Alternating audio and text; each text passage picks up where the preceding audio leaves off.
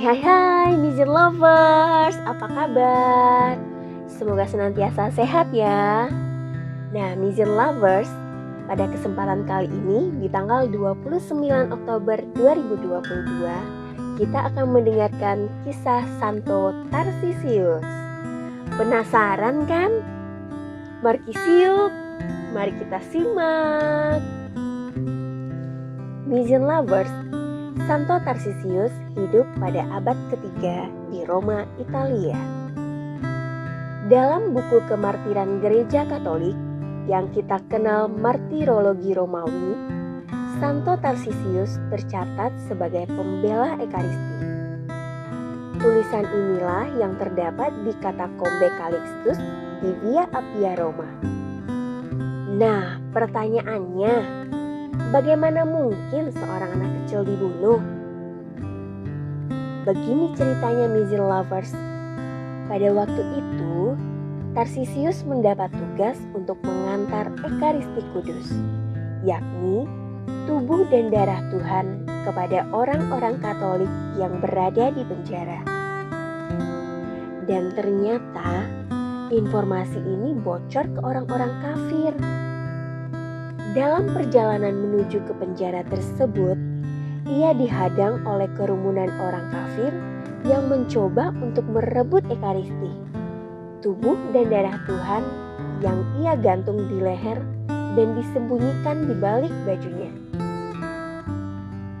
Tarsisius tidak bersedia menyerahkannya.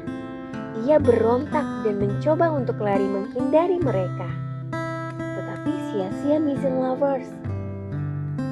Mereka marah dan mulai menganiaya Tarsisius. Dengan berbagai pukulan dan tendangan, mereka berprasangka bahwa Tarsisius akan putus asa dan akhirnya menyerahkan Ekaristi Kudus itu. Tapi justru yang terjadi sebaliknya Mission Lovers. Tarsisius terus bertahan. Ia lebih memilih untuk mempertahankan Ekaristi itu agar tidak jatuh ke tangan kerumunan kafir yang kasar dan kejam itu. Melihat hal itu, seorang algojo segera naik pitam dan marah besar. Ia kesal melihat ketegaran hati Tarsisius yang tidak mau menyerahkan Ekaristi Kudus yang dibawanya. Hingga akhirnya algojo tersebut dengan kerasnya membunuh Tarsisius hingga berlumuran darah. Pada tanggal 15 Agustus 257 Masehi, Tarsisius meninggal sebagai saksi kesetiaan pada Ekaristi. Ia meninggal bersama Yesus Kristus yang dibawanya dalam biksis dan tergantung di lehernya.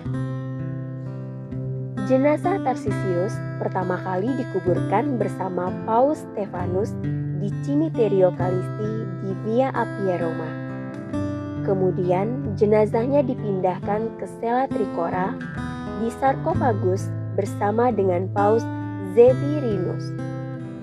Kemudian tahun 767 Paus Paulus pertama membawanya ke Basilika Santo Silvester in Capite bersama dengan tubuh para martir lainnya. Di sini juga dia mengalami beberapa perpindahan hingga tahun 1596 mulai menetap di bawah altar utama. Santo Tarsisius dikenal sebagai pelindung putra-putri altar dan penerima komuni pertama.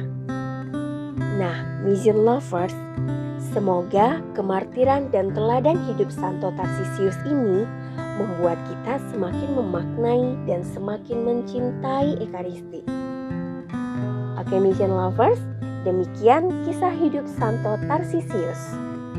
Sampai jumpa di riwayat hidup santo-santa lainnya.